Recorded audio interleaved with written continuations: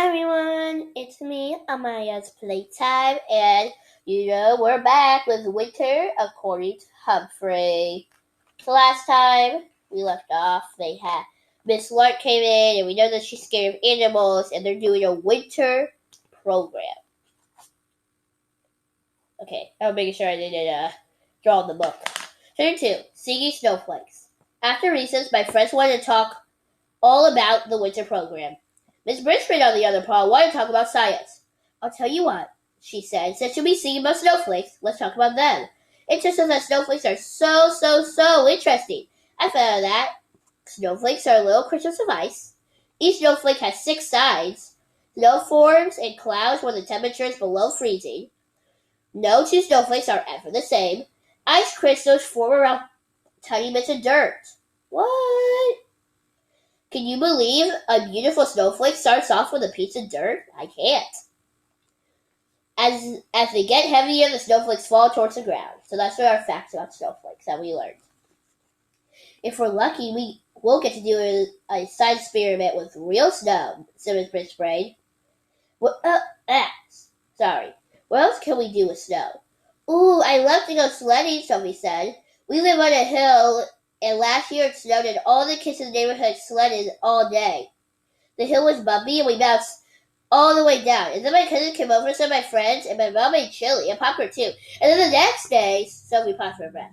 Thank you, Sophie, Vivian said quickly. What's his idea? I don't think Stop Talking Sophie was finished talking. To speak the truth, she never is. She can talk more than any human I know. I like Billy Snowman, Holly said that she yawned a huge yawn, like, oh. Remember the last time she's making gifts for everybody, and it said in that chapter that she stuck out of bed just to make some gifts, and that means she's not getting enough sleep. That isn't good. My other friends come up with so many interesting things to do, like building snow forts and building ice cream out of snow. Ooh, I would like to do that. I never did any of those things because hamsters don't like the cold, despite our fur coats. Still, I enjoy watching the snow from the warmth of my cage indoors. Then Miss Brisbane said, and of course, one of your songs is about the idea that no 2 snowflakes are exactly alike. Like the words of the song Miss Lark gave us today. I think it's true for this class. The words? What words? I want to get my paws on the song and find out what it said. After all, if I was going to be in the show with my friends, I need to know my part. Humphrey, well, you're probably not going to be in the show. Soon, all my friends hurried off to lunch, except for one. Holly was at her desk yawning. Miss Bishop noticed too. Holly, are you feeling all right? I'm fine, Holly answered in a weak voice. Miss Bishop walked over to her table. You seem tired today. Maybe you should go to the school nurse. Or I call your mother to pick you up if you're sick. Holly yawned. No, I'm fine, she said again. Then Miss Bishop did a strange thing. She put her hand on Holly's forehead. I tell you, humans never stop surprising me with their odd behavior. Did you bring your lunch? Miss Bishop asked. Holly nodded. You can eat it here if you like. It's nice and quiet. We can eat together, Miss Bishop said. Miss Bishop brought her lunch bag over to Holly's table and took on all kinds of yummy-looking food, like sandwiches and hamster-rific carrot sticks. They didn't talk for a while while they ate. Then Miss Bishop asked, Are you all ready for the holidays? Not really, Holly said. I still have lots of presents to make. It's nice to make presents, Miss Bishop said, but it's a lot of work. You can squeak that again, I said. Holly's working so hard she's not even sleeping. It might make her sick. I know that all Miss Brisbane could hear was squeak, squeak, squeak, but I wish she could understand me. Who are you making presents for? Miss Brisbane asked. Everyone in the class, Holly said. Oh, I forgot. I have to make something for Miss Lark. Miss Brisbane looked puzzled. We don't have gift exchange in this class.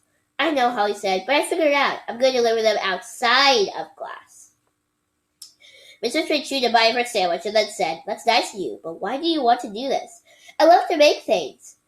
And I love to make gifts to show how much I like everybody, Holly said, and then they'll let me back. Oh, so you think you only like her because she makes stuff for them? That isn't true.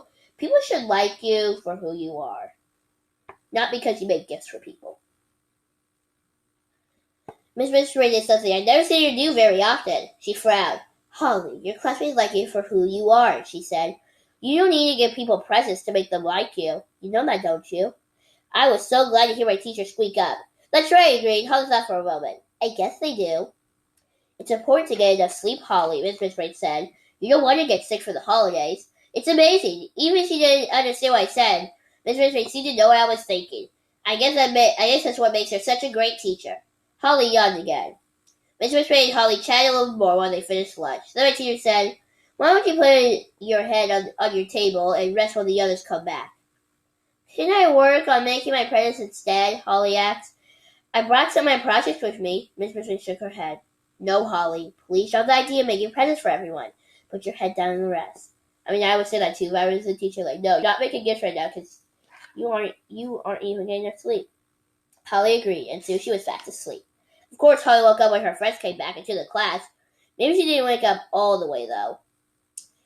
Later in the day, Miss Ray gave us something to read from a wonderful book about a girl named Alice falling down a rabbit hole, which sounds terrifying to a small creature like me. But just like our program, it took place in a wonderland. But not the kind one knows. Alice in Wonderland? It's a movie. You should watch it. It's pretty good. It was hard to follow the story, though, because because what was Miss Ray's reading, Holly kept yawning, and then they got longer.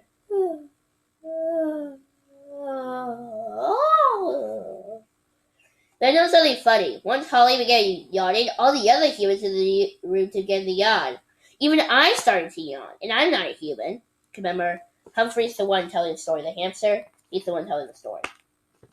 I finally crawled out of my sleeping hut for a nap.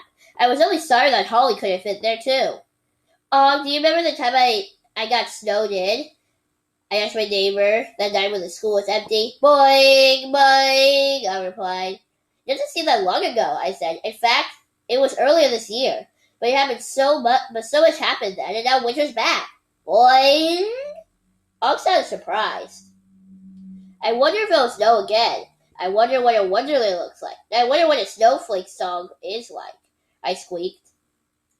Og splashed around in his water a little, but he didn't answer my questions. In the beginning, it was beginning to get dark in room 26, but my hamster eyes could see well in the dark. As I looked across the room, I noticed a sheet of white paper under Be Careful's Kelsey table.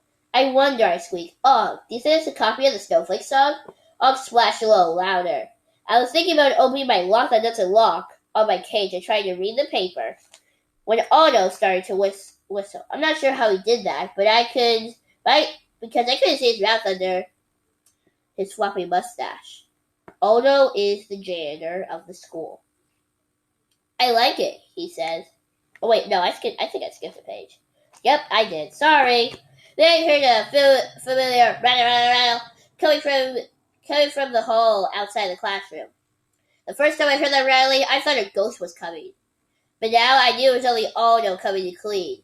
He isn't anything like a ghost, thank goodness. Suddenly the door swung open and the bright light filled the room as Otto appeared, putting his cleaning cart. Never fear, because Otto is here! His voice boomed out. Greetings, Otto! I squealed on the top of my tiny lungs. Hello, Humphrey. Hello, Og. How are my favorite classroom pets? He said. I was glad we were his favorite. George, the frog with the deep voice in Miss Luby's class, isn't one bit friendly. So it's kind of difficult to understand Og, but I don't understand the hermit crabs in Miss Becker's room at all. I liked Otto since the first night in room 26. It was fun to watch him, especially when he showed me his trick of balancing a broom on his fingertip. Otto came over to our table and bent down when his face was level with my cage and Og's take. I love to see Otto up close because he has a big furry black mustache and wiggles when he talks. I wonder if he stores extra food in there, the way I do in my cheek pouch. Say, have you heard about this Winter Wonderland show? He asked. It's going to snow in the gym. And that's no joke. Get it? That's no joke. That's not a funny joke. I have to say that. Sorry, but that's not funny. When he laughed, his mustache shook. It made me cold to think of snow inside, but the thought of snow inside in the school made my teeth chatter like that. Like it's like he's like quivery. He's so cold. Here's a snow joke for you. Otto said, how does snow travel around? I had no idea. So I was happy when Otto said, by an icicle. Get it? Icicle like a bicycle? These jokes are not good. That's funny, I squeaked. No, it's not. Here's another one, I'll continue. What do you call snowman in the summer? A puddle! Otto's mustache shook even harder as he laughed at that joke, along with me. Then Otto went to work cleaning the classroom. He dusted the tables and was careful not to disturb anything on Miss Brace's desk. Otto admires Miss Brace. So do I. He's even going to school to become a teacher like her someday. So he's in college. Next, Otto got his room and started sweeping. I clung to the top of my tree branch so I could have a better look. He had quite a pile of dust and paper trimmings by the time he reached a piece of paper near Kelsey's table. He bent down, picked it up. What's this? He studied the paper. Oh, it's a song. Hey, I meant it for the winter show. What's it say? I squeaked loudly. Boing, boing, boing. Otto swayed excitedly. Otto began to whistle. I'm not sure how he did that because I couldn't see his mouth under that big floppy mustache. I like it, he said. It's a nice idea. Please, please, please, right over here, I squeaked. I guess Otto didn't understand because he put the paper back on Kelsey's table. After he finished his work, all the tables were in neat rows again. He pulled a chair up to my cage and took out his dinner. He always eats his dinner with Og and me. Richie said he's going to build a snowman in the gym, Otto told us. Richie is Otto's nephew. He was in room 26 with me last year. Otto chuckled. Now that's something, isn't it? It certainly is, I squeaked. It would be cold, cold, cold in that gym if they didn't want the snowman to melt. I shivered a little. I like the snowflake song, though. Otto pushed a crunchy piece of lettuce between the bars of my cage.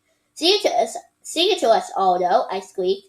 He didn't sing, but he hummed a little. Then he said, each one is special like me and you. Otto chuckled again. I guess you two snowflakes aren't alike at all, he said. And you're both special, all right. After he finished his meal, Otto threw a few froggy food sticks in Og's tank. I do not even know what those things are. My friend took a deep dive in the water to catch them. Before I knew it, Otto had rolled his car out of the hallway and turned off the lights. Night-night, he said before closing the door. The room was dark and quiet. I waited until I saw Otto's car leave the parking lot a little later. Then I jiggled my lock that doesn't lock on my cage and scrambled over to Og's tank. Did you hear that, Og? I asked. He caught a snowflakes. Boing, boing, he said. And he said they were special. I guess that's what the song says, I explained. Then I glanced at Kelsey's table and saw the paper lying there. I wish I could go over there and read, I said. Since I made the classroom play in room 26, I learned to read. I even have a little notebook hidden behind my mirror. And I learned to open my lock that doesn't lock, to get on my cage and explore room 26 at night. But there's no way I can get from my cage to Kelsey's tabletop, because I can't shimmy such a tall, smooth leg. Talking about like the chair leg. Well, I lost my spot. Here it is. Because her table, and I couldn't leave from my chair to the table because her chair was pushed all the way in. I guess we'll have to wait till tomorrow, I squeaked to my neighbor. It was suddenly getting chilly in room 26. I looked forward to burning down my bedding. Boing, boing, Og answered. It sounded as if he agreed with me. So I said goodnight and went back to the cover of my cage. Hamsters are often wide awake at night, so I had plenty of time to think. If the students in room 26 were snowflakes, certainly no two were alike. Like Snowdown Simon was always in a rush, while Hurry Up Harry was always late. Do It Now Daniel put things off, while Helpful Holly did things right away. One paw was tall and the other paw was short. Oh, and Stop Talking Sophie were the complete opposite of Speak Up Sadie from last year's class. Even the classroom pets, Og and I, were different as night and day. I had beautiful golden fur. He is green, had no fur at all. He likes water, and I should never get wet. I say squeak, and he says boing. Those are only a few of our differences. I guess I wasn't wide awake after all, because I drifted off to sleep, and I dreamed about snowflakes and jingle bells and prancing horses. Humphrey's winter wonderings. Could there be possibly any two snowflakes as different as Og and me? And that's the end of the chapter. I hope you enjoyed this part. I know it's a little longer, but leave a like if you want to see chapter 3 or part 3. And subscribe to Amaya's Playtime. And I'll see you next time. Goodbye. Oh, Humphrey and Dog say goodbye too. Bye. Bye. Squeak, squeak, squeak. Boing, boing.